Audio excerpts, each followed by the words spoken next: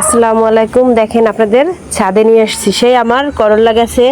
আবার করল্লা নতুন করে আমি করল্লা গাছ লাগিয়েছি, সেইখানে এই যে উপরে একটা তাক হয়েছে করল্লা, আবার নিচে একটা মাচা, মানে উপরে উঠতে ওদের কষ্ট হয়, তাই আমি ডাবল মাচা দিয়েছি। দেখছেন, অন্যরকম একটা আইডিয়া না?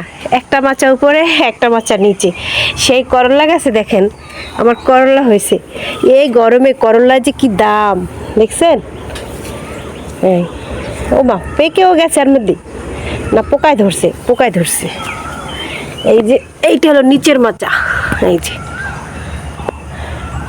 অবশ্যই এখান থেকে আরো একদিন নিয়ে খেয়েছি।